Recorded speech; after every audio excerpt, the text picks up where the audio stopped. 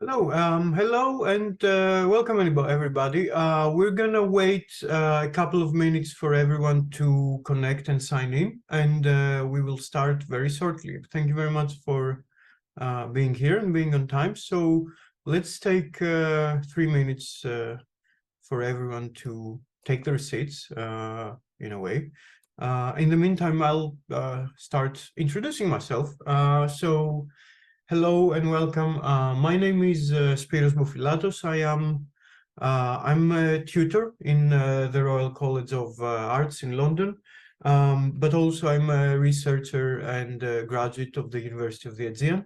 And it is my privilege to be hosting the first Science Café today, organized by the European University Reform Alliance. And welcome everybody. It's really a pleasure to welcome you all here. So I'm gonna start by explaining a bit about what we think of a Science Cafe and what the goal is.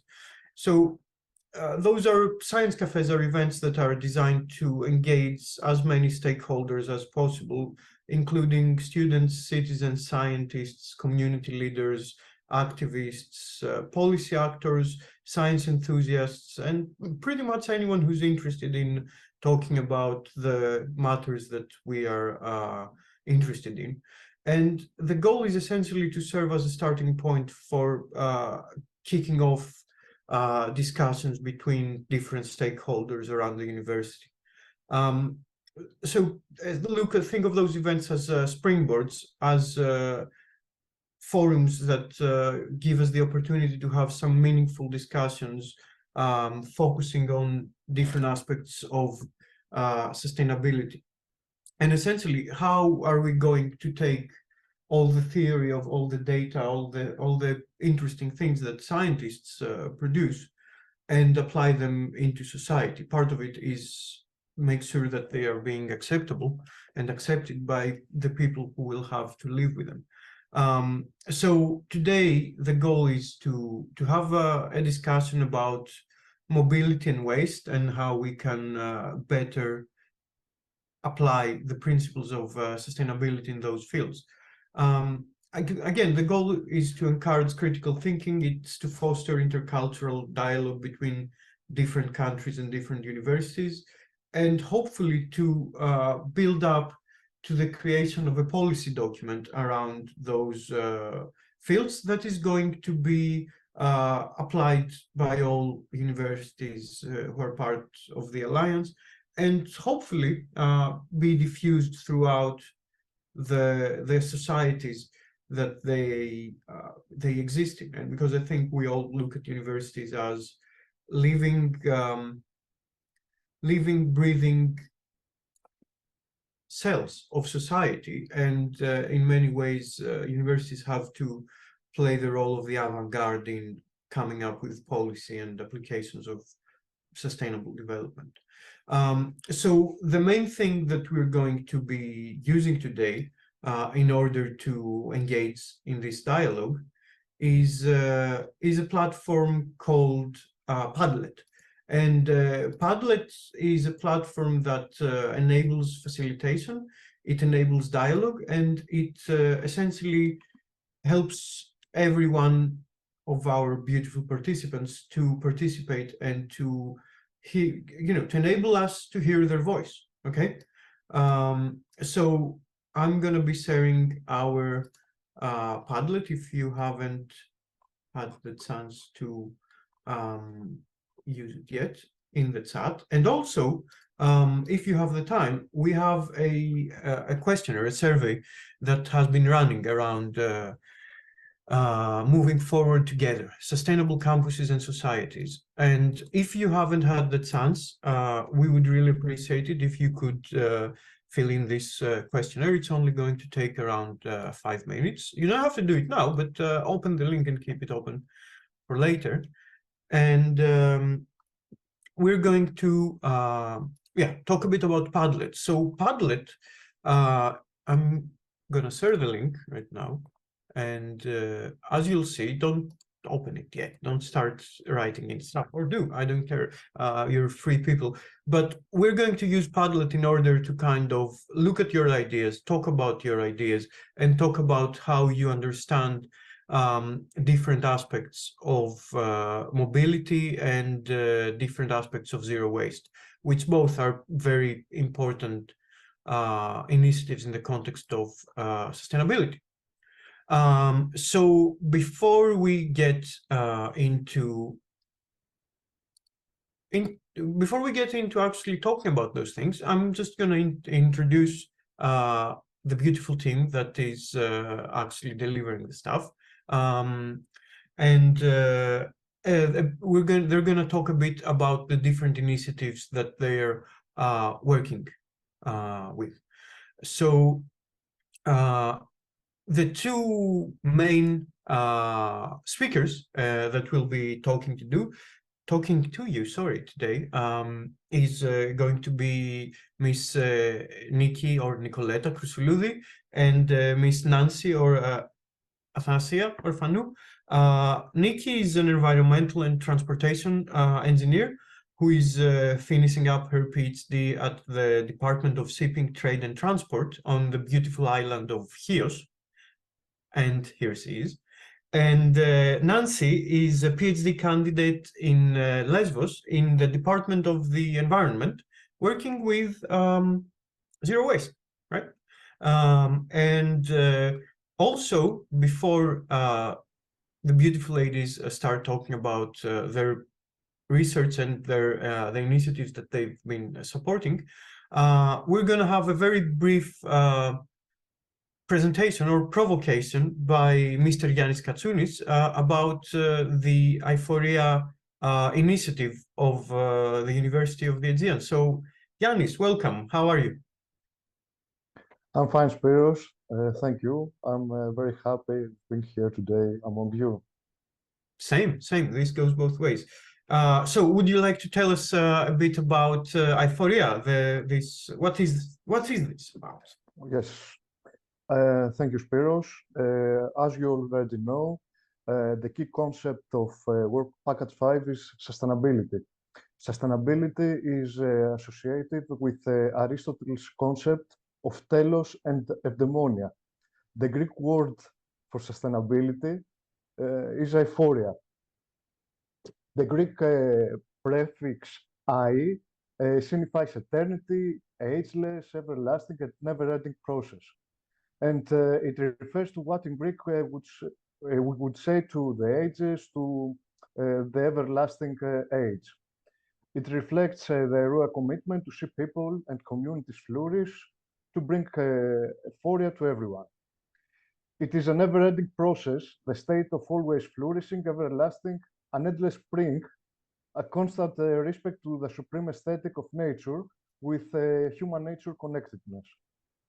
In this framework, we have opened an intercultural dialogue to achieve social change in campuses, societies, and regions.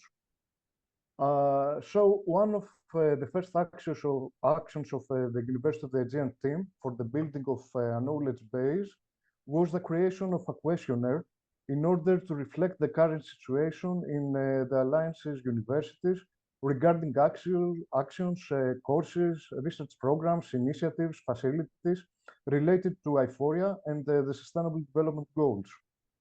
The purpose was to collect and categorize the necessary detailed information related to the SDGs in each university and to link these activities with keywords and mainly with sustainability.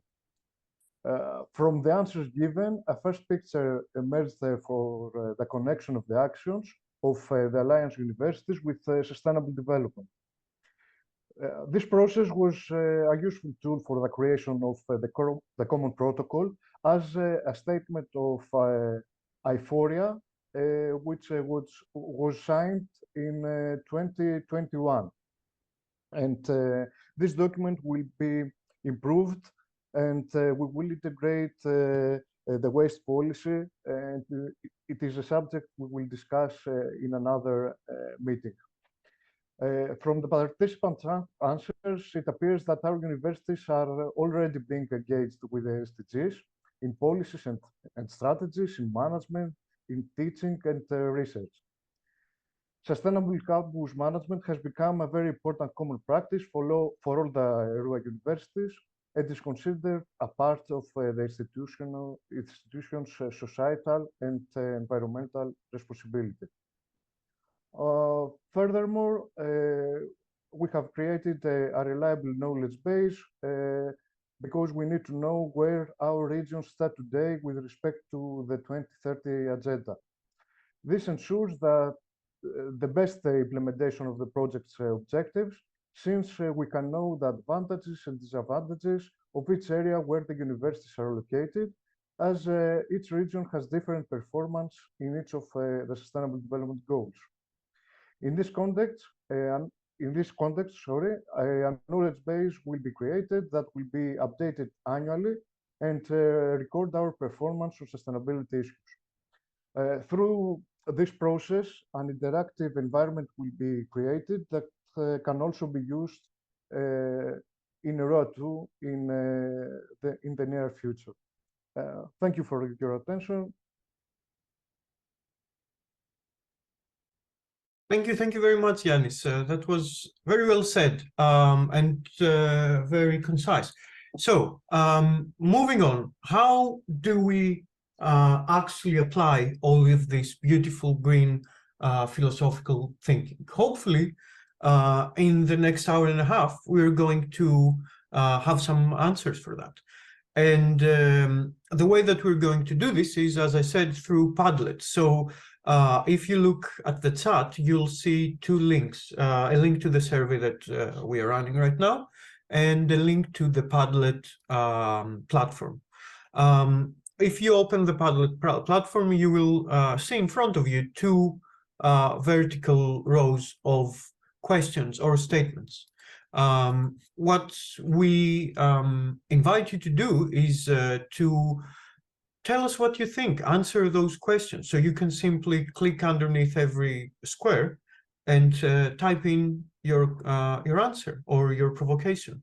In order to kind of facilitate this and have more answers and maybe better answers, we're going to start with a very brief presentation by our two experts, Nancy and Nikki, and essentially present some of the initiatives that have already been developed in the context of ERUA, and they have been trying to address those sustainability-related issues. So without further ado, I would like to invite Nikki to join me. Hello. Hello. In case you were wondering, we did not coordinate our wardrobes. This was a happy accident. So welcome, Nikki. It's a pleasure to have you here. Would you like to start sharing your screen, or would you like to keep talking to me? No. Just give me a minute. Yeah, of course. Do you see my screen? I do. Okay. So I'm Nikki, and I'm gonna present you. Yeah, okay. Oh, sorry, my bad. Yeah, sorry. The floor is yours. Okay, thanks. I'm Nikki. I'm an environmental and transportation engineer, and we're going to present you with Nancy the Sustainable Campuses and Societies initiatives. It's not okay. What's the challenge about sustainable campuses and societies is the promotion of sustainable and smart transport modes, the reduction of the carbon emissions, to raise the environmental consciousness to students, staff, and society, to address the issues of environmental quality, and finally, the creation of a sustainable lifestyle. I'm going to move on to mobility. The idea was to explore students and staff's general travel behavior and their willingness to substitute their current modes, the regular ones, cars or motorbikes, with active or shared transport modes. At the end, we will present or develop a model focusing on the intention to switch their modes to greener ones, and to identify the factors that affect their switching behavior. So how do we use to travel?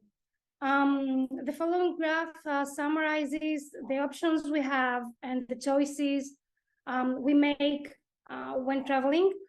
Here is by trip purpose, and we clearly see that when we make business trips or travel or work-related trips, we are looking for the fastest mode.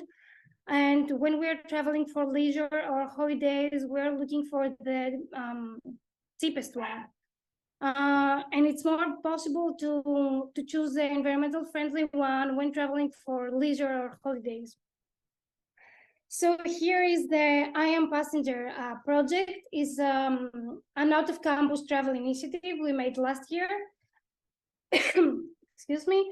It was designed for students traveling from their country to another one, and they were provided by 4 different scenarios.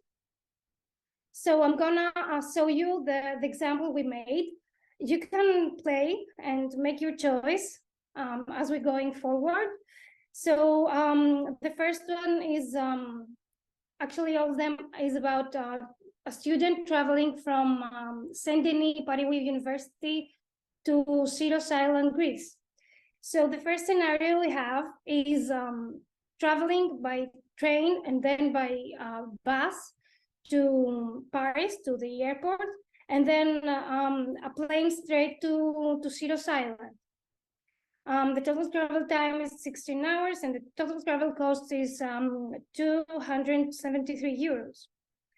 The second scenario was about taking a train to Paris airport, then a straight flight to another Greek island, and then ferry to Syros. The third scenario was taking train to the airport, then going to Athens by plane, and then taking the ferry straight to Syros. And the fourth one was taking a train to Italy, making a few transit, taking a train to Italy, then taking a ferry to Patras, then going by car, taxi, or public transport to Athens, and then taking the ferry to Syros. So they had these 4 choices, and they had to pick the best one. So at the end, they were provided by this information. They had the total travel time and the total travel cost.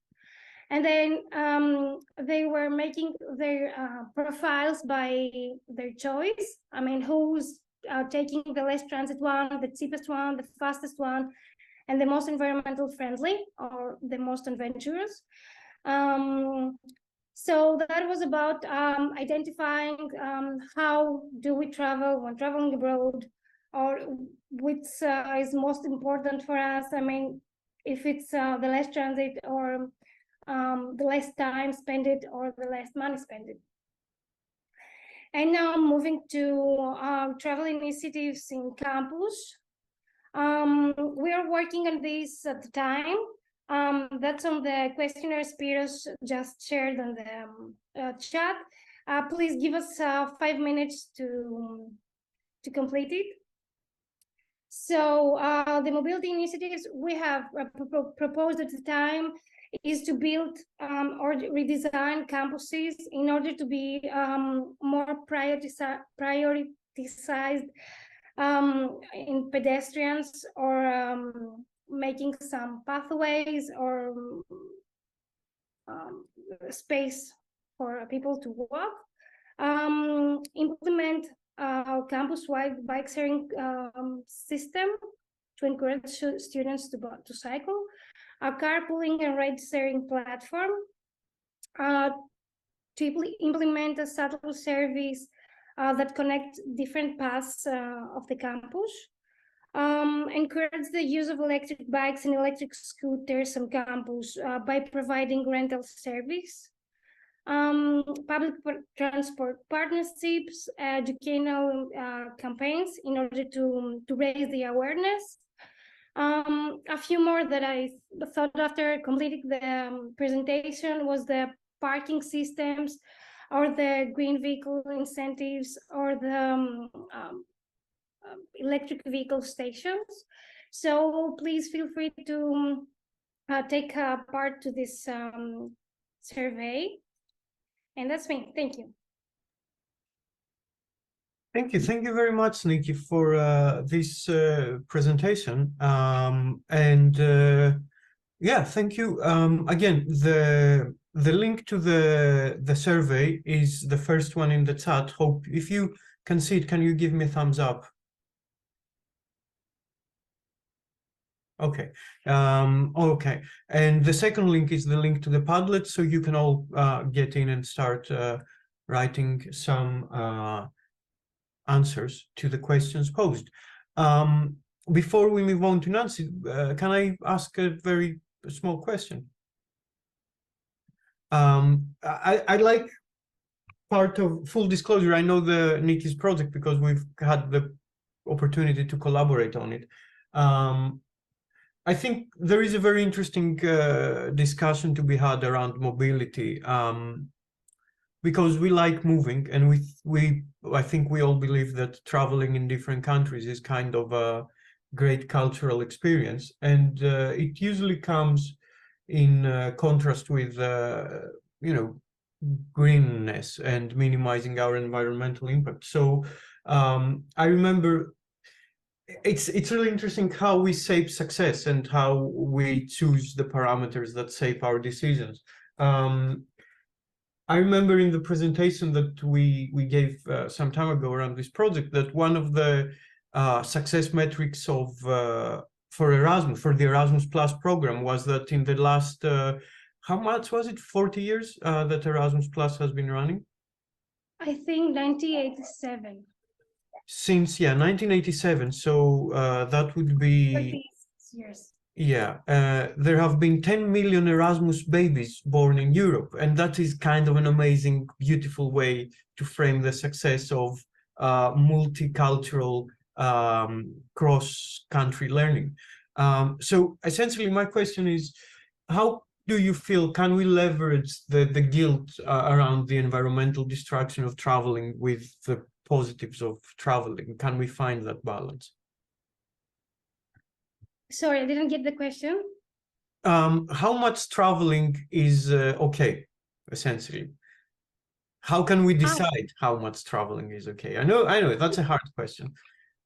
Actually, you can't. It depends on what you have to do. I mean, if you can work from your home, you not have to commute daily for work purpose trips, or if you can stay at home for leisure, it would be easier for not commuting, but we cannot do it. We need to be around society, so you have to pick wiser than now, which is the most friendly choice you can make. I mean, if you have the time, you can pick the friendliest mode. You can walk to go to your work, or somewhere, or somewhere to get a drink or food. So it's on your choice. Okay, thank you very much. And sorry for putting you on the spot. So I'm going to move this forward because we want to hear from you more than our experts. And I'm going to pass the baton to Miss Nancy Orfanou, who is going to be talking about zero waste. Welcome. Hello. Hello, everybody. Should I share my screen? Whenever you're ready, yes. Okay, thank you.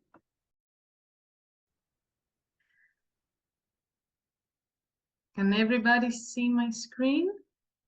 I can, but yeah, I think so. Yeah, okay. So, hello, my name is Athanasia Orfanou, and as Spiro mentioned, I'm a PhD candidate at the Department of Environment at the University of the Aegean in Lesbos Island. And together we will discuss a little bit of the second topic of the Science Café, zero to waste. We will dive into the 4 R's: refuse to consume to buy, reduce, reuse, recycle, and explore how we can promote sustainability in campuses and societies together. To start, I would like to introduce one of the projects that they were presented during the first ERUA hackathon that it was held at the University of the Aegean on Chios Island. So I would like to present to you the project Wasteland Was Up. So this project was a collaboration between two students from the University of Constance and two students from the University of the Aegean, including me. And let me tell you about a little bit the mission of the project. Was to champion waste upcycling and to promote sustainability by transforming waste materials into innovative and eco-friendly products that can benefit both society and environment. Through knowledge sharing, raising awareness, and encouraging the adoption of the 3R principles, the goal of the project is to help students to actively engage in sustainable practices and protect our planet's future. So the core of this project is the communication and knowledge sharing among ERUA universities, enhancing self-sufficiency and improving skills. Initially, the project will begin between ERUA university students with plans to expand to high schools, local authorities, and eventually to reach everybody. But what exactly is this project that we suggest? It's an online project that, and also an e-platform where you can share ideas about upcycling, sustainable practices like workshops, events, and also to exchange products and sell products from waste materials or recycled materials between ERUA universities. But how is the e-platform working?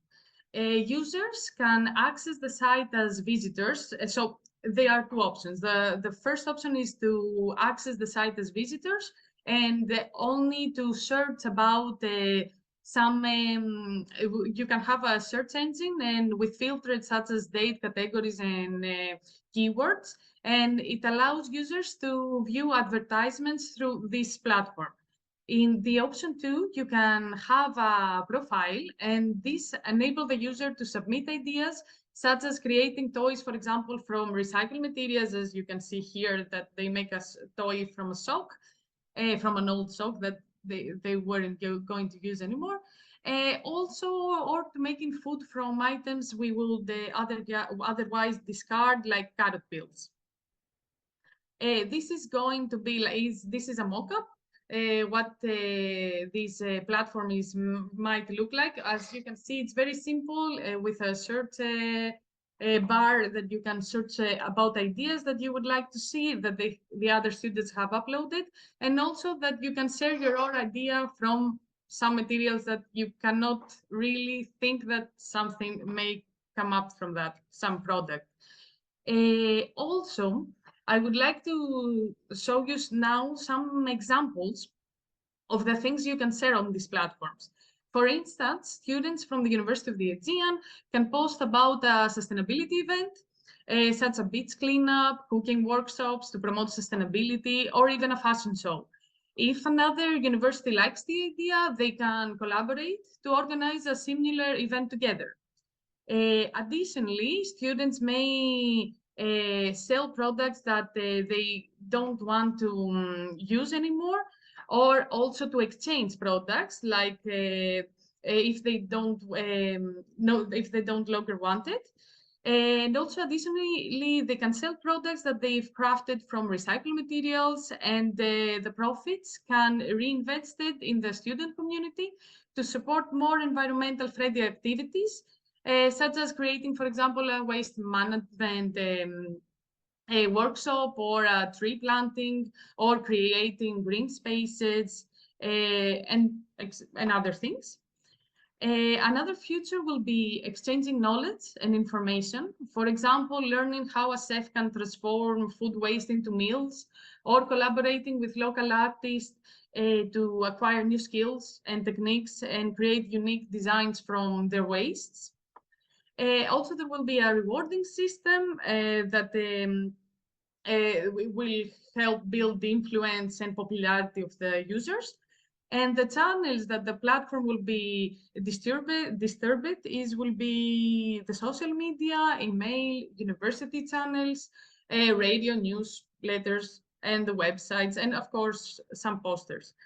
So the funding of the project, it will be from the university or some European projects funding, or also some local fairs that they can sell their products that they have made from recyclable materials. This is our team for the project that we had. And now I would like to share some waste initiative like Nikki did. About what are we thinking of the ERUA universities, and in general the universities and the campuses may have. So some ideas that we had, it was, for example, to install clearly marked waste sorting stations across campuses to encourage proper recycling and composting. Also to establish on-campus composting programs for organic waste near to cafeterias or dining facilities. Very important thing is to have bottle refilling stations, install water bottle refilling stations to encourage the use of reusable water bottles instead of disposable plastic bottles, because I live now in Lesbos and the water is not really drinkable. So my carbon footprint about the plastic bottles is very high. Also, it will be very nice to provide the designated bins for the collection and recycling of electronic waste, such as old computers and smartphones. And very important, it will be to promote zero waste practices at the university events. For example, to including using compostable servingware and minimizing single-use items.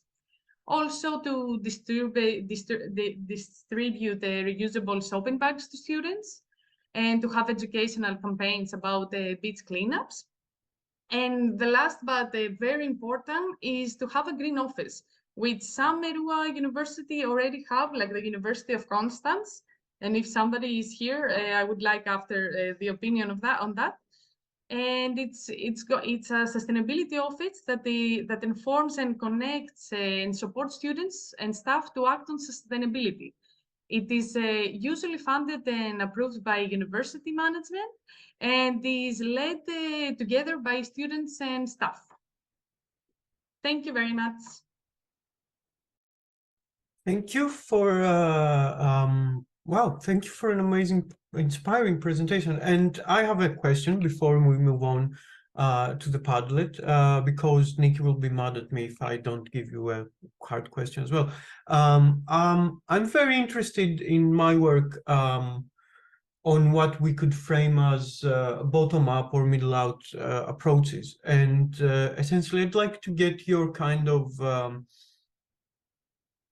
ideas around initiatives and how important it is for large organizations like a university to create meaningful space so that students and administrators and professors and everyone and citizens can develop their own initiatives. How much more important is that than like the state essentially legislating environmental policy into law?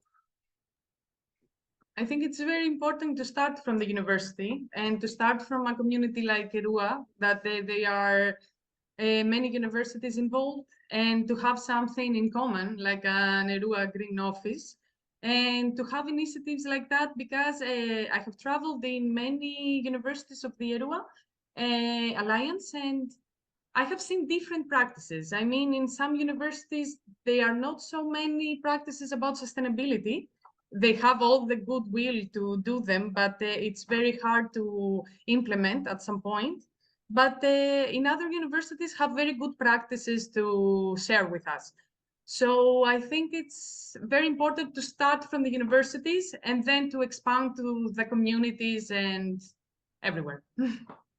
Okay, thank you very much. That was a beautiful, beautiful answer. So hopefully, you have all been inspired so far by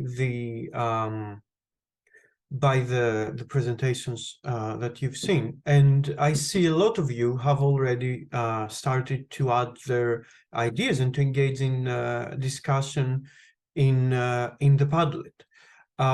So I don't think I need to send the link again because you have the link, hopefully. So I'm going to take a small break, let's say a 5 to 10 minute break, to give you all the space, the headspace and the time to go into Padlet and start writing answers to the questions posed. And we would also appreciate it very much if you took the time to fill in the survey that we have running. That would be super helpful. And then we'll start to discuss the different questions. Hopefully, I can get some of you to unmute themselves and talk to us. That would be great. But we're going to go through the answers in Padlet and have a discussion around those things. So we're going to take a 5-minute break so that you can start to get into the mind space of answering questions. And we'll be back in 5 minutes, okay? Perfect. See you all in 5. Get to writing. I love your already some of the answers I'm reading, and feel free to answer to anything that you see as provocative. It's not about reaching a consensus. It's not about a right or wrong answer. It's all about understanding different ideas around the issues and trying to find ways to integrate them into our policy. So I'll be back in 5 minutes and we'll have a very interesting discussion and debate, hopefully, around sustainability. Thank you very much.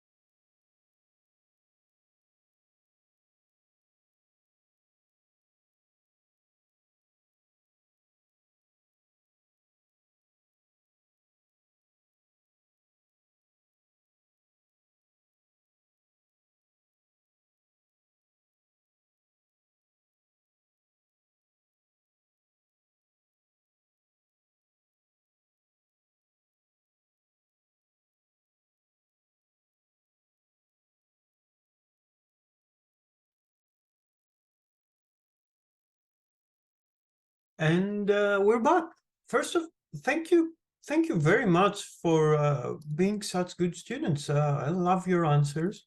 Hopefully we're gonna get more and more and more. I'm greedy. I want all the answers. But yeah, so far you're amazing. Congratulations. So as you see, we have Padlet on the share screen, and what we're going to do, what the next step is that we're going to try to make sense and yeah, have a brief discussion around those issues. So there is not going to be a lot of structure in this exercise, but I'm going to start reading some of your answers, and if you see anything that tickles you, please jump in and let's have a discussion about it, okay? So I think I'm going to start with talking about zero waste, and then we can move to travel. And I think that I see a lot of interesting ideas, and I would actually like to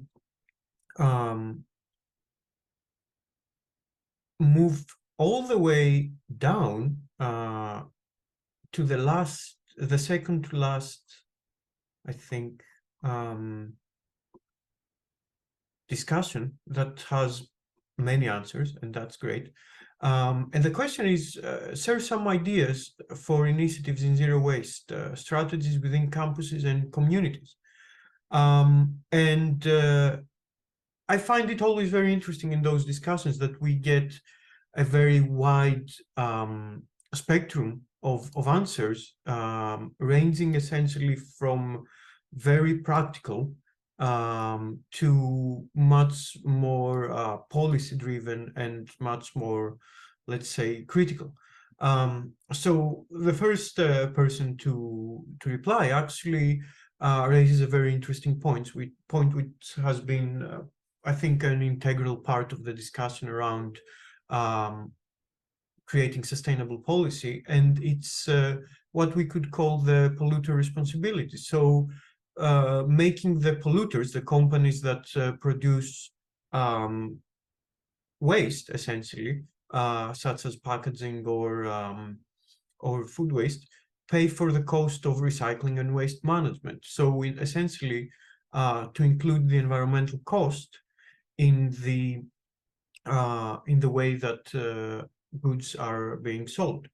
And we have some more practical ideas. So, for example, a map, a list of the most polluting companies and stores, hoping that essentially the negative aspects of being called a polluter is going to help. And yeah, essentially that answer kind of being turned as an answer about EU policy. So, we're very lucky to have one amazing expert to add to this discussion. So, Mr. Lekas, welcome. Hello. Hi, hello. Thank you very much. Yeah, to this point, to that extent, I would like to raise a dimension. Maybe it's not clear to many of us here, is that there is the concept of extended producer's responsibility, right? So, and this is, okay, I'm revealing that I wrote down the anonymous last bit there, whether it is the company's responsibility or the consumer's responsibility for a waste, like let's say a packaging or a used tire from our car or a broken television, right? So to what extent it is our responsibility or to the company?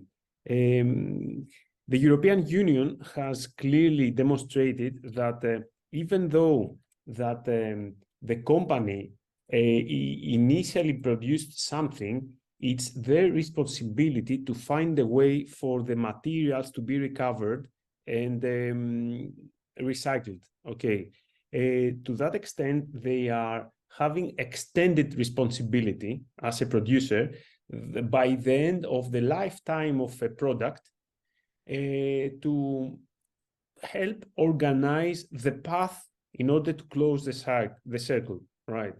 Therefore, it is their responsibility. However, we are the producers, the final producer of the waste. We are requesting for the product to come to us. We are consuming.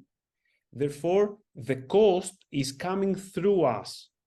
So, in a way, in the price of a product, there is a percentage which is given back to this system, let's say, that would collect, disassemble, and recycle the materials.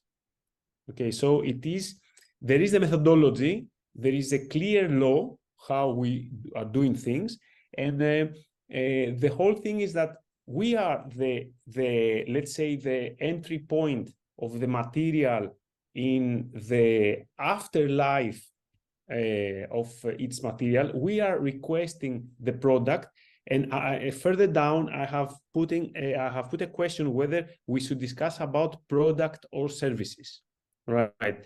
This is another dimension that we would further like to elaborate later on. So we are requesting something, we have a need for something, and we are consuming. So we are paying for the product to come to us, and we are indirectly paying for the recycling and recovery of the materials of the product. Okay. Therefore, we shouldn't think about a company polluting with water and wastewaters and emissions as environmental pressures, but we are considering that the company is required to have engaged on a program or a system or a organization in order to close the loop. Okay, I don't know if I have clarified or made things more complicated, but we're open to discuss. I mean, we are supposed to be drinking a coffee now. I hope I'm not the only one. I have seen the branding is hidden. I have mine as well. Yeah. But exactly, and I think that's a very, very interesting point. And we could probably have a very theoretical and high-level discussion, but let's try and ground this a bit more, because I think if we reflect back to the question is, but what does this mean in the context of a sustainable campus?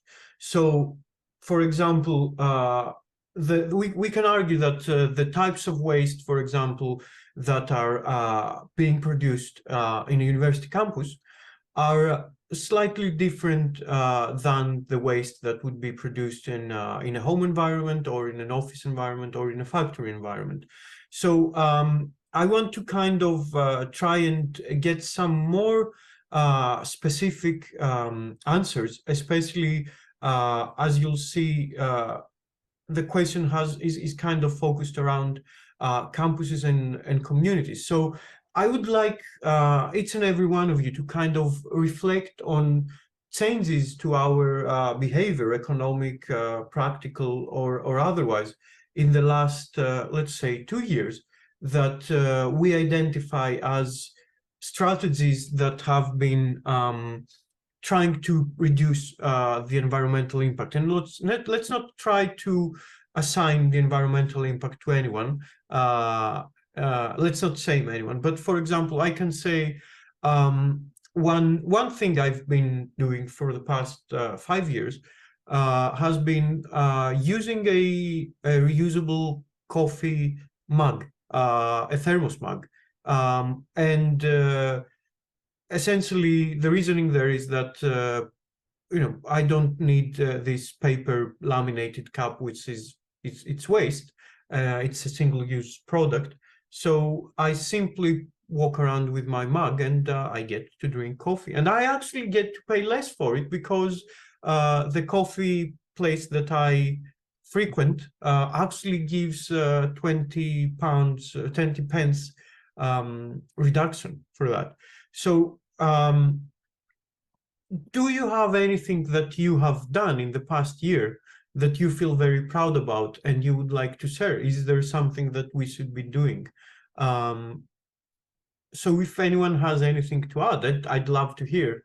For example, if you started biking to work instead of driving, or I don't know. I think it's very interesting, and essentially, it's also interesting to think of the types of environmental impacts that we have in universities and which are the most impactful ones. I'm looking at this, and it seems like you're all very eager to tell us. So, anyone else who has something new that they've been trying? Yes, Nancy. I would like to share not something I am trying, because I'm also taking a reusable cup, and whenever I don't forget it, I'm trying not to forget it. And also I'm taking now, I started taking these little bags that they are offering in supermarkets that it's for vegetables, and you're taking this, not the plastic ones or paper ones. But I wanted to say to notice about the very good practice that they had in the University of Constance, that it was in the whole campus. There were one single use cups, one single use anything. They had reusable plastic, but they were hard plastic. I don't know the material, and they had reusable cups that you can that you can buy for €1, and if you return it, you take your €1 back, or you just hold it and this is your cup. So imagine, because University of Constance has so many thousands of students, so I think this makes a very good practice, and it lowers the carbon footprint of the university. So I think it will be a very good practice for all the universities to do also that. That is just an example. Yeah, no, thank you very much. And I think that is a very, hopefully it's something that we'll be seeing, and hopefully the invisible hand of the market will solve, as the European Union is legislating the banning of single-use items such as forks, spoons, cups, bottles, etc. Hopefully that means that there will be an explosion of interesting solutions to those problems, to address those issues. Okay, thank you for that. That was very interesting. Any other good practices from your universities that you would like to see in different universities?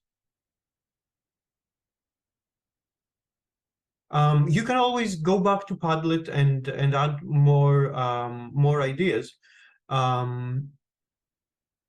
And I would like to again open up a bit to discussion if anyone has to offer something that I find very interesting. So if we go to the question, what are the main challenges you face when it comes to recycling in your campus/community? I see that it's only 2 answers, and I'm sure we can do better than that, and we will do. But I think it raises a very interesting point about the bins, the waste collection system.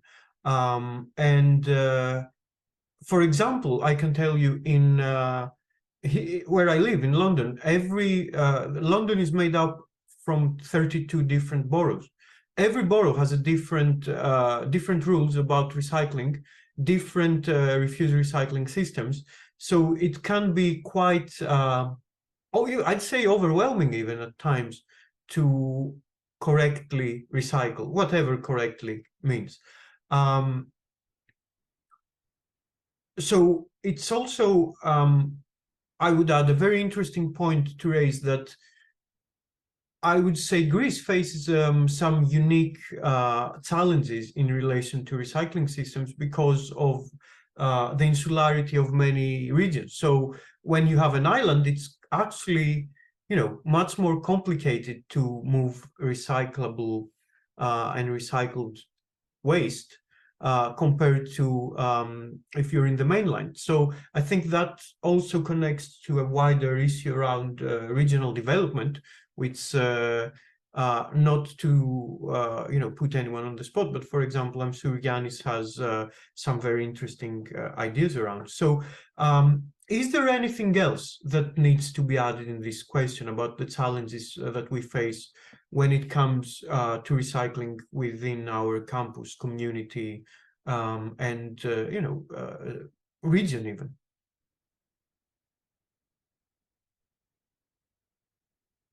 No takers. Okay. Oh, Hilmar, hi. Hi, how are you doing? Great. Yeah, of course. My name is Tilmar from the University of Constance, and since I heard already so many things from Constance, I may can add stuff. So yeah, it's a pleasure for me to be here and to have so good voices about Constance here and around. Of course, we have there a separation system for garbage and waste that the university established since I think decades. But nevertheless, it's still every time challenging. You have new students on the campus. You have international students on campus, which are not typically used to it. Within the European Union, I think the last 10 to 15 years, there was some progress also in other countries compared to Germany. But nevertheless, all stakeholders have to bring the effort to make it a success story. So first of all, you have to be well informed what has to be placed in which bin. And on the second hand, also the service personnel who is collecting the waste has to be also a good eye on it, how to put it then in the larger bins. And then, of course, we need good communication with our service provider who is finally recycling the material. And for this, we have also make the right choices. What we are doing in some cases is even working together with the producers of the product. So what we are trying now, especially in the scientific way, so we are trying to establish green labs, and there we work directly with the producers of plastics and other materials together to open up direct recycling chains. And this can be maybe successful depending also on the scientists, if they are willing to adapt their scientific processes a bit. Overall, I have to say it should not cost additional time because this is slowing science. But with some changes in the processes, you can be quite successful, and this is where we're working at on the moment.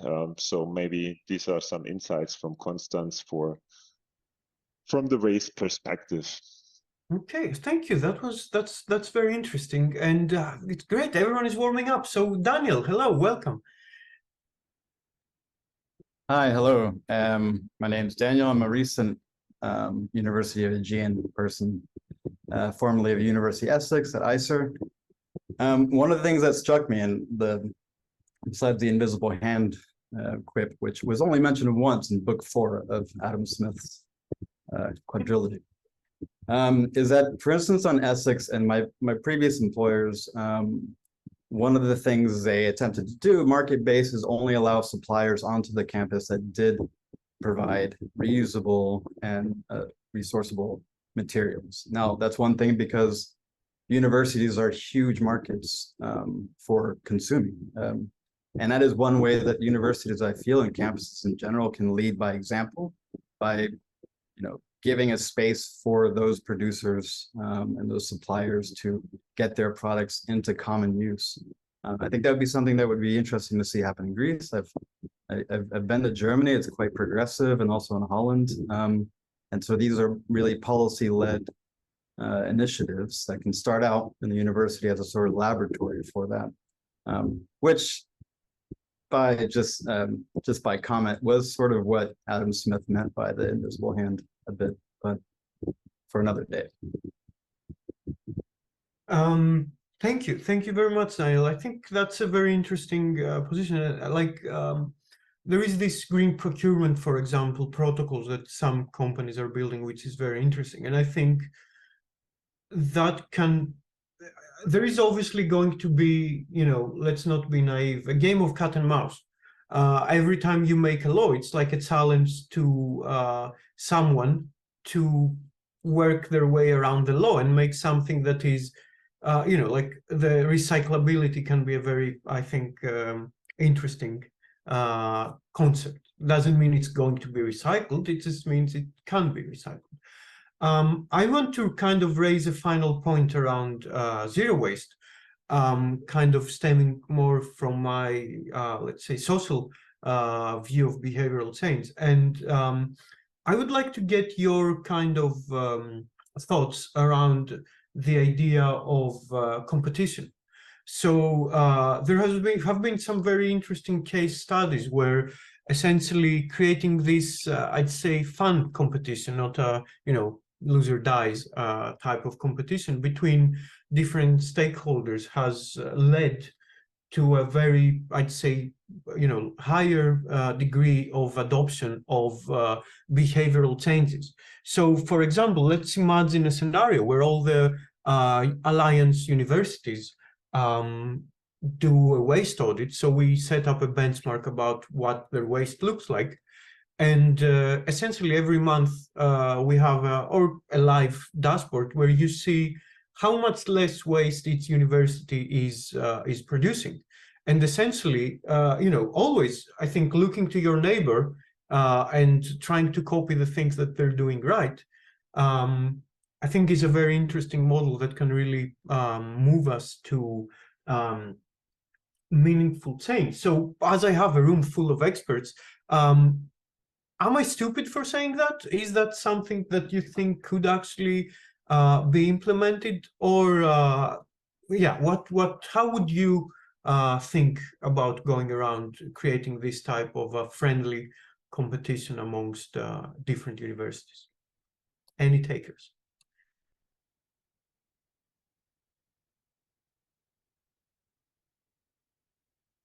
I'm just going to give you a couple of examples as I'm having people who are thinking about it. So there was a very interesting case in Brixton where different roads where their energy consumption was plotted using chalk on the road, and that actually led to a very meaningful change in energy consumption. And there was another model where I can't remember the city, but different codes were used to enable people to reduce their water consumption. Some people were given only financial reasons. Some people were given this idea of comparative reasons, etc. So, okay, I'm going to start with Hilmar, and then I'd love to listen to Daniel as well. So yeah, thank you very much for this intro. So I would not say that we should go into competition. We should go in collaboration and create challenges based on our current situation. I think each of the institution has different boundary conditions, other circumstances, capacities, monitoring systems. So to equalize and balance this would be quite difficult. So I would suggest either to create individual challenges which can be reached by the members of the university, either forced by students or forced by employees of the university, scientific or administrative staff. So this would be my suggestion. Okay, thank you very much, Daniel. Yeah, thanks again. And I don't usually talk this much for these matters, but on that point about the competition, I think, and I've been lucky to witness this in the United States at Duke University and UNC Chapel Hill, where in North Carolina, United States, what they do is they get the system of the US. There's 16 statewide universities there, and they have an inter-university sort of, well, I guess you could call it a hackathon, but a competition to see who can come up with a sort of inventive solutions. I mean, it is a bit collaborative in the sense that you're working towards one common goal, but there is a bit of competition to which university came up with the most innovative thing. And I think something cross-university like that would be really engaging for students, and particularly if you wanted to go on your CV after you get out of university. Okay, thank you. That's So I feel like less of an idiot now. Thank you both very much. And I'll take that as a compliment, Daniel. It means I'm doing something right by getting people to participate. Okay, so because this has not been stressful enough for introverts, is there anyone else who would like to tell us anything around zero waste before we move on to green mobility and different ways to travel between campuses and to the campus as well? So any last, I'm gonna pull the priest card and be like, does anyone have anything to say? Speak now or forever hold your peace. So no, nobody. Okay. Thank you all so far. Oh, okay. Yeah, Ifigeni. Oh, sorry, I just saw it. So I'm going to read your comment, Ifigeni, if you don't mind. So the companies have a great responsibility to find new raw materials for their products. It is well known that there are the zero waste steps. According to them, we consumers have to urge the government so that they press companies to use materials which can be recycled or reused or become compost. I think that's another very interesting point. Again, of what is the main driver of change? And I've seen this in action. There are many layers and levels of change, and I think depending on our position in the world, of how we look at the world, we tend to kind of focus on one and say, people will tell you it's all about policy and legislation. If we make all the problematic behaviors illegal, then that will solve the problem. Other people who are more community-centered or individualistic will tell you it's all about the behavior of individuals, and if we get individuals to knowingly and by deciding change their behaviors, that will create the conditions of change. And for example, as a closeted engineer, I would say there is also the pragmatic idea around production. So it's, as long as those things are being produced and the supply chains exist, that they're going to still be produced, even if they're not consumed. If they're produced, the environmental impact is there, and it's probably worse if they're not consumed. So I think it's very interesting to think about the layers of different strategies and what layer each strategy is kind of addressing. But yeah, thank you very much for it. Yes, Hilmar. Yeah, so maybe let me make a last contribution to this topic. So honestly, I'm not believing on the invisible hand of the market, because this has daily practice shown us that this is not working, since fossil fuels and resources are far too cheap. And of course, this is where the market looking on it. As long as you have interest in anything what is related to or you make benefits out of this fossil fuels and resources, you will go on. So the market will do it. So it looks like that only regulation helps us really up with the problem, because the consumers are not able to make the right decision at the moment. Maybe a certain percentage, but most of them not, because they're belonging to money and their income they have available for daily life. And only the rich can make this easy decision to switch to green at the moment. So either we increase taxes for products which are not sustainable, or we make regulations on them, as the European Union is doing so. And this is actually what we have seen is working so far. So it's maybe not that optimistic for private economics and companies, but I have to say, if you think on sustainability without regulations, we will not make any progress. I think that's I think I agree with that position. Yeah, thank you very much. And I think it's a push and pull idea. And yeah, we're gonna keep. I think we're gonna keep exploring it and find out eventually, or get the climate to just kill us all, which it's something that might happen. Just putting it out there. And yeah, I'd say again, I think the idea of the invisible hand of the market, it's kind of medieval at this point. So it's just a great, I think it's a great point to start. But yeah, we're kind of over it. Okay, so I'm going to switch gears and we're gonna start moving. Not lit I mean, if you want to move, because I know that that's part of Zoom, you know, tiredness of being stuck like that. People are not meant to not move. But we're actually going to talk about mobility, and we're going to talk about ways of traveling. So I see a lot of interesting questions, and before we start, I just want to frame this or kind of to remind you of the way that Nikki framed this, that we're kind of looking at two main types of mobility. I think one is the idea of the mobility from your home to the campus and vice versa, so traveling to and from campus, which would be the everyday traveling. And by mobility, maybe that means telecommuting, so instead of going to work, working from home. And I think the second one is the cross-university mobility. So for example, going to the University of Constance from the University of Aegean. Again, I think that's two different levels and sizes of environmental impact.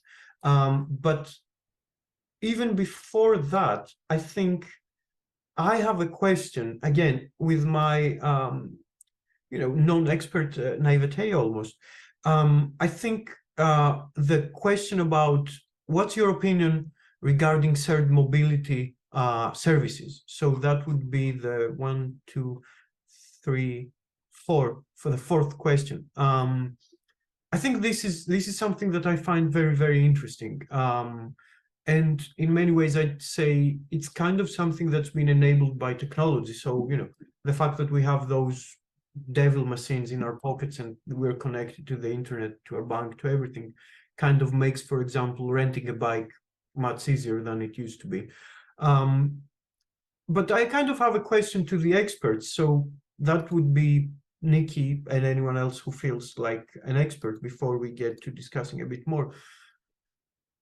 What's the social kind of, again, behavioral aspect of shared mobility services? So what I'm asking is, as we're moving from a paradigm that is based around ownership and kind of this, not a Marxist per se, but this commodity fetishism of, for example, cars, where I see myself through my car and I kind of communicate my values and my aesthetics and who I am because I have a big BMW, for example.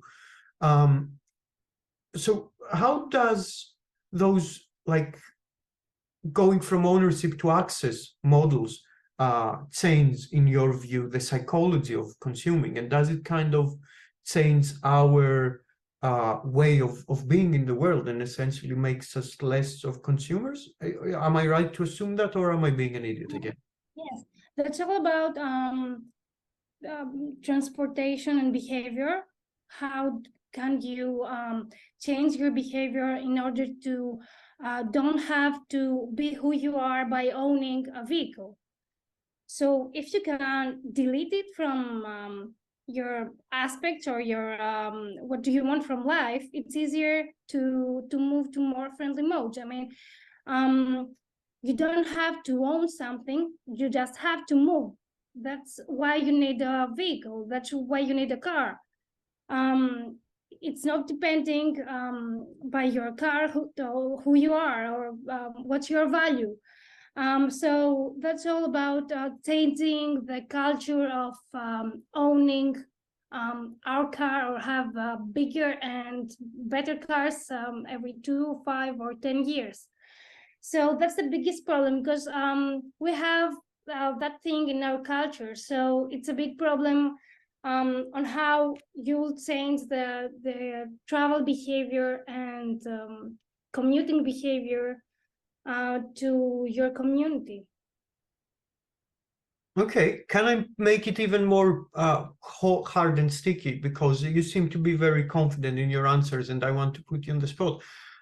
Here in the UK, there has been a huge debate for the past, I'd say, 2 months probably. Part of it is the Tory party being misanthropists and yeah, not serving the general public, but only rich people. Essentially, there's been a huge debate around the ultra low emission zones in London. And I'd say, you know, as a person dealing with sustainability, in principle, I tend to agree that, yeah, the ultra low emissions is a great scheme, and it's really helped improve air quality around the city. But part of the reaction to that is that this is something that is deeply classist, and a person who is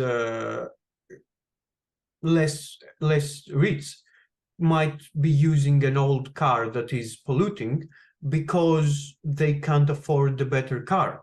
And for them, the ultra low emission zone is actually a problem, because that will really increase the cost of their crap car, which obviously there is a idea to say, you know, about, oh yeah, but the state should help them buy a less polluting car. But yeah, I'd say is there a kind of a rebound effect in applying green mobility without taking into account that some people might be less rich?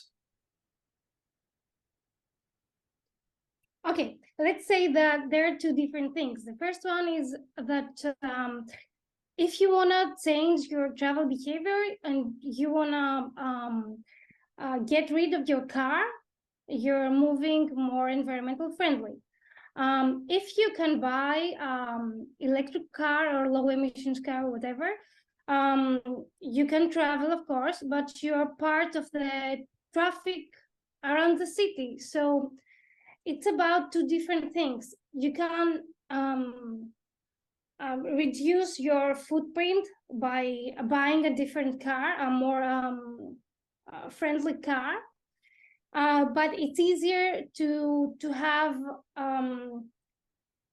electric public transport that can everyone use, and it will be accessible for everyone, and it will be more frequent, and it will have a better punctuality. So I understand that there's a huge debate about that, but there's not a correct question on that.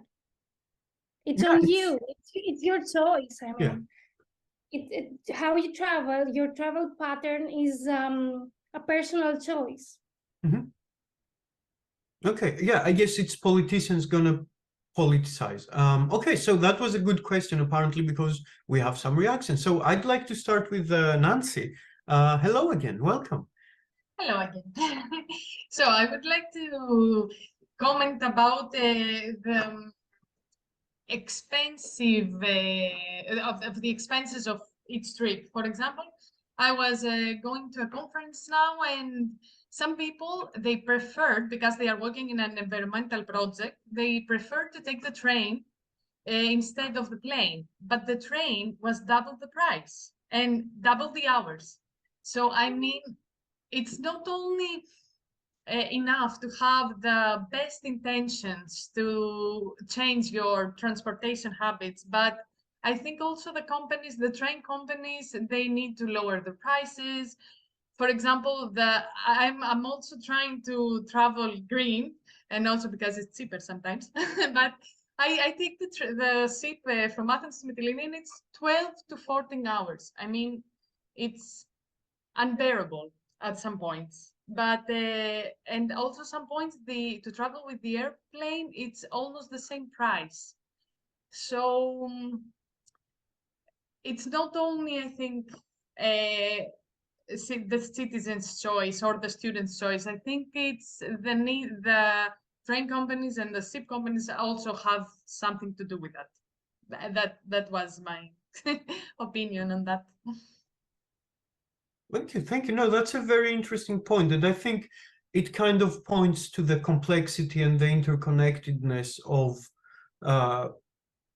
the necessary shifts to address sustainability issues. And we haven't even talked about, like the carbon ceilings for every decade, which is going to be a nightmare. So yeah, Hilmar, we'd love to hear more from you. Yeah, okay. So sorry, the phone of my colleague is ringing. I hope it stops soon.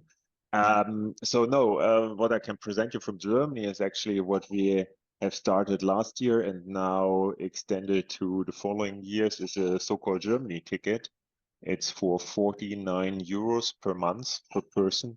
You can travel where you want in each city you want, independent of the system we had before, which was really diversified, really complicated. So with one ticket, you can take the train, the bus, the metro, the tram.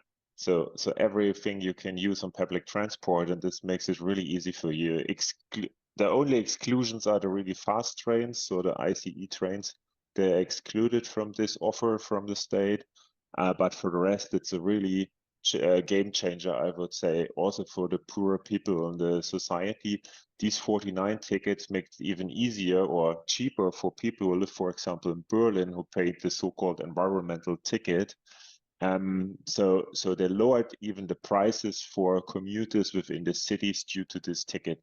So that was really a step forward in Germany. Of course, we see that the acceptance of this ticket is increased. It's not a big change, but we have about 12% of people who were not commuting by public transport before changed already.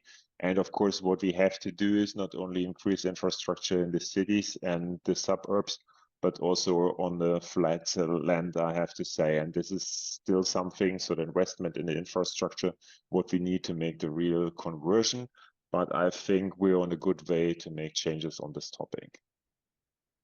Okay, thank you very much. I think that is a very interesting model of application, and I would kind of add to that we got living in the EU or close to the EU in my case.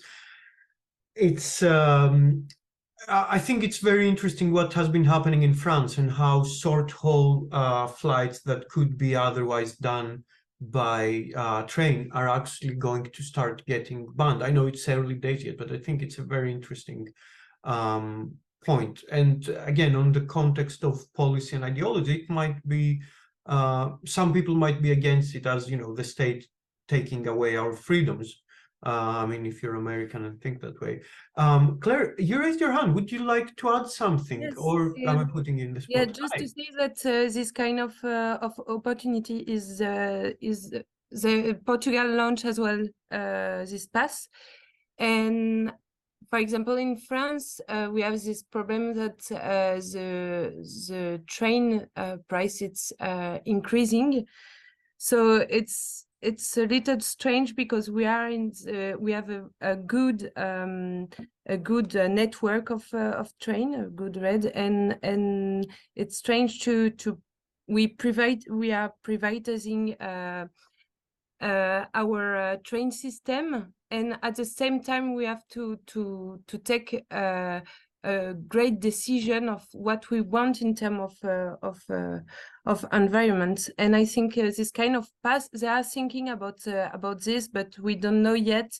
I think it will be only on regional train, but not on TGV red. So we will see, but I think it's a great opportunity for people who don't have so much money to travel and to for example, to go to Lyon from Paris is cheaper to go by plane than by train. So it's and it's really cheaper. It's 20 euros to go in Lyon and by fly, and 50 if you reserve, if you book your train ticket 4 months before. So it's a high difference. Okay, thank you very much. I think that's another very interesting point. And again, maybe there is something to be said about how the invisible hand of the market is not working, and maybe we need to make it work somehow. And with that, I would kind of like to scale back and get a bit more about your ideas on the local level. So we've been talking a lot about traveling long range between Lyon and Paris, for example. But what about our everyday commute? So you'll see there is a question titled, if you could please share some initiatives in ideas and strategies around campuses and communities.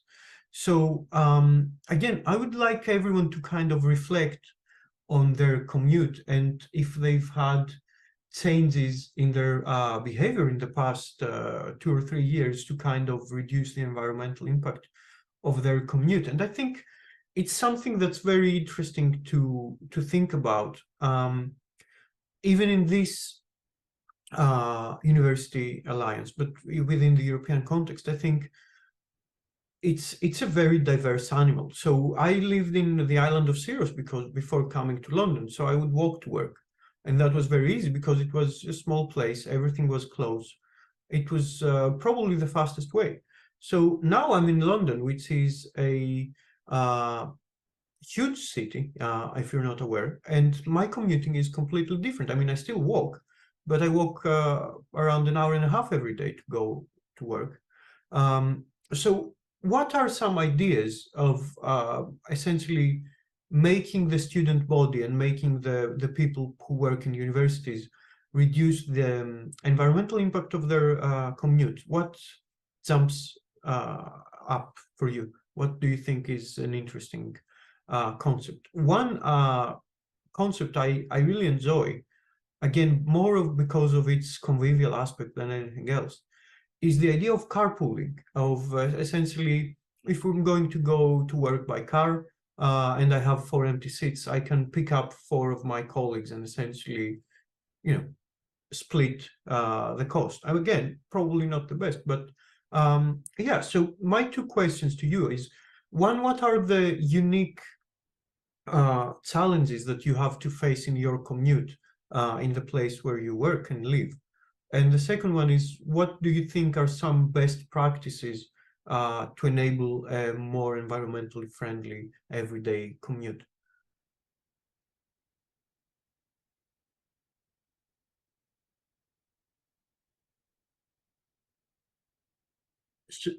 Yes, Nancy.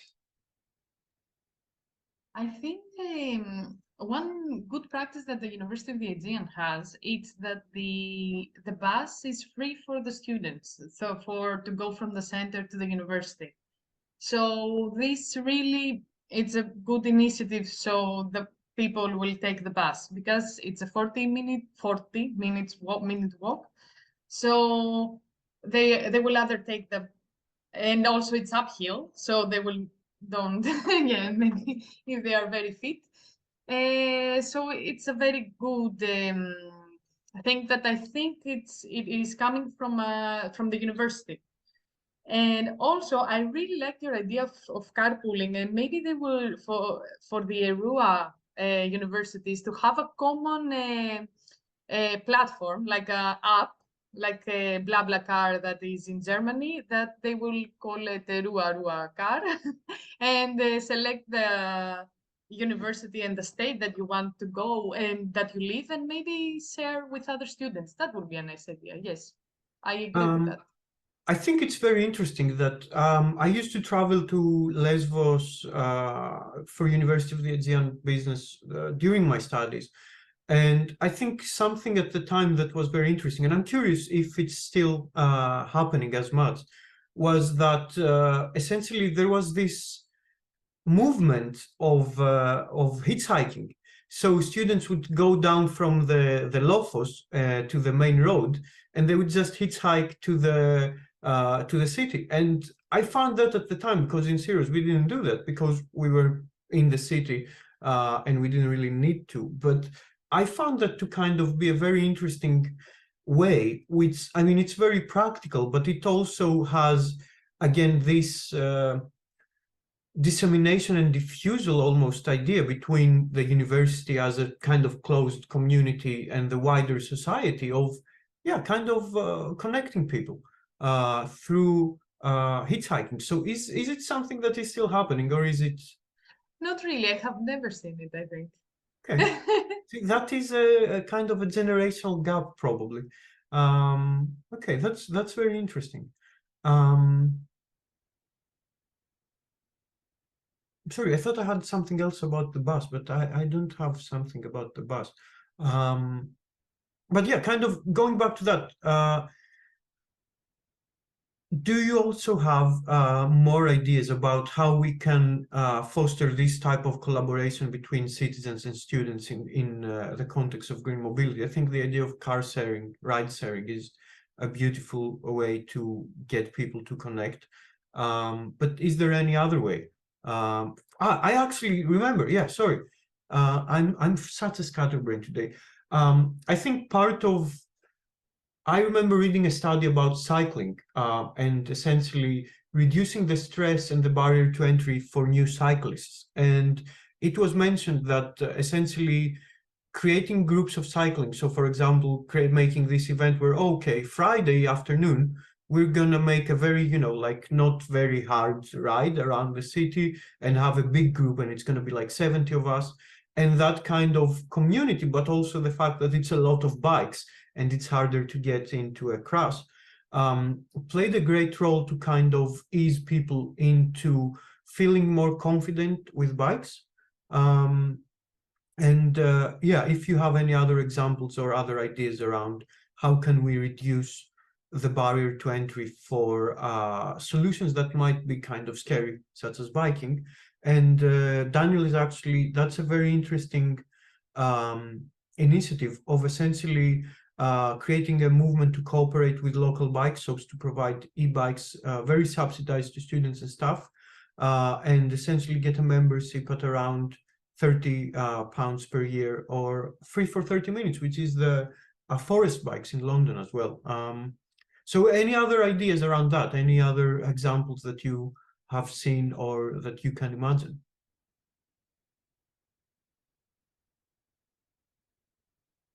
No? Did I find everything? Can I add mine? Sonia will add hers first, and then you can add yours. Hi, Sonia. Hello, hi. Thank you for this nice event today. So I'm Sonia, I'm from Constance as well. I'm the ERUA project coordinator. I feel we have to say something from the Constance perspective when it's about biking, because Constance is a real bike town. So there's a real biking culture here, which is not in every city in Germany, but here it's quite special.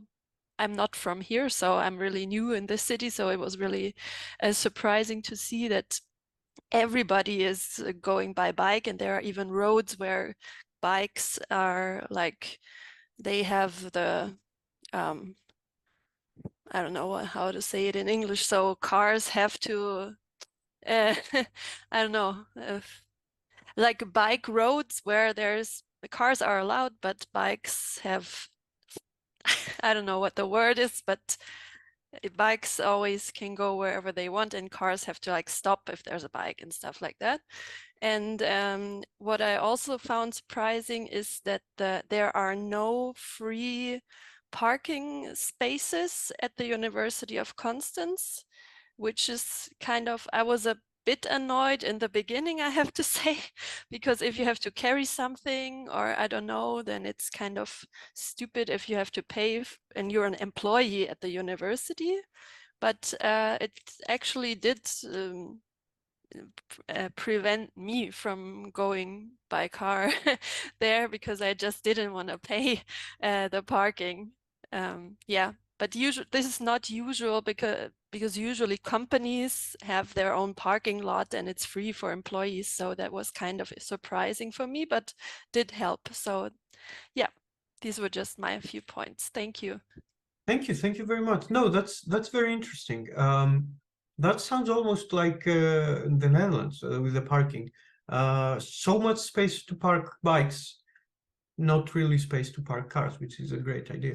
Another one I just remember is a very interesting case study, might be a bit irrelevant to what we're talking about, but still interesting, is When the city of Copenhagen in Denmark decided to create policies to give people more motivation to bike to work, what they did was essentially they switched from being pavement parked cars bike lane road to road parked cars bike lane pavement, because essentially the idea was to use the parked cars as a barrier to essentially segregate the cyclists from the motorists in a way to make cyclists more confident that they're not going to be run over.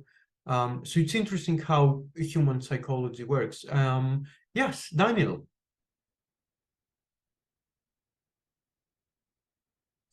Sorry, mute. One thing that struck me was that, so I've done my grad school in Bremen, University of Bremen, and one of the things that was really interesting for Bremen, and I was coming from London at the time, was that Bremen has trams everywhere, basically. I mean, the city is covered with trams, and the most important tram line is from the airport directly to the university, tram line number 6. And at first, you just thought that was convenient, but what it does, I think, is habituate people to get used to taking trams. And I think that's quite, having in Mytilene, for instance, I mean, that just having a single tram line going to the uni from downtown would make a huge impact on travel times. And even if you're, parking your bike at Soho Square, for instance. But I think there's a larger issue for the cities as well to have students in particular taking public transportation and habituating that sort of behavior by making it accessible. And I think that's a lesson that could be learned from Germany. I don't know about Constance because I haven't been there, but I know that the flatlands of Germany and Holland are quite tram friendly. Whether or not that would work in Mytilene is another issue. Thank you very much. Okay, I'm just gonna move to our last. You've all been troopers for staying so long and being so active, so thank you for that. With the last kind of discussion around electric vehicles, and as a little pointer for me is that I think electric vehicles kind of attempts to be a blanket term, not just electric cars, but also electric bicycles, for example, again, which can really reduce the barrier to entry. So I see some very interesting answers, and essentially I'd say I think it's can I say kind of I see a consensus that is electric vehicles are the least of the evils when it comes to cars, because yes, they're better, but not as good as, for example, a bike. And essentially, I'd like to raise this and ask if any of you has anything to add around electric vehicles, but also kind of to raise this point around, for electric vehicles to be sustainable, I guess, to have a smaller environmental impact, part of it is connected to electricity and where my electricity comes from.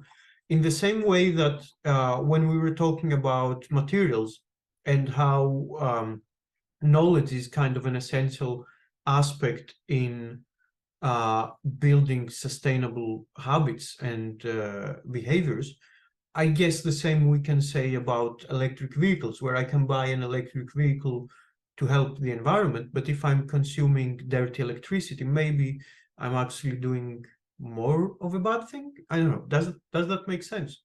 Is that something that you think about at night before, while you're trying to get to sleep? No, you're not. You're not weird like me. Yes, Hilmar. Yeah, so maybe you got it already from my comment on the question. So I would say at the moment electric cars are not an option for the majority of our society because they're too expensive, and so it's still not common friendly, I have to say. And on the other hand, the car companies and also the politicians try to sell the people now that we just exchange the engine of the car and then it can go on like it is. But we have to know that the honest answer is that we have to reduce usage of individual travel, so also reduce the number of cars on our streets, because it's not only the emissions, it's also used infrastructure and the space the cars are owning in the cities at the moment. So I would say we have to think fully differently as it is now communicated to most of the people, or the understanding of it is not as it should be. So I would say no, the electric cars as they are propagated at the moment is not our solution. Okay, thank you very much. I think I agree. In general, I'm not a big car fan, so maybe we need less cars. Okay, thank you very much. So I think with that, we can end on that note for today. If you're interested and if you enjoyed that, thank you very much, first of all. We're going to have a second eScience Cafe. If I recall correctly, let me check my calendar because there is no way I recall correctly. The next Science Cafe is going to be on the Monday, the 2nd of October. So I'd love to see you again if you enjoyed this. I'd really like to thank you all for your time, your ideas, your comments, and everything else. And I would like to thank Nancy and Nikki for their presentations and their inputs very much. And also to thank our technical team, Yanis and Minas, without whom it would be impossible to have this event. And also Yanis, the other Yanis, for his provocation about Euphoria. So if it's possible to have as many of you to open your cameras to make a small screenshot of all of us together, not pressuring you, just if it's possible, that would be much appreciated. And, you know, again, to thank you all for giving your time and giving your thoughts around those important issues, and hopefully to see all those things make it into the policy document that we eventually create for ERUA. So thank you very much, and hopefully see you soon. So let's wave to the camera and yeah, have a great week and keep doing amazing work. Thank you all very much. Thank you very much. Thank you. See you soon. Thank you.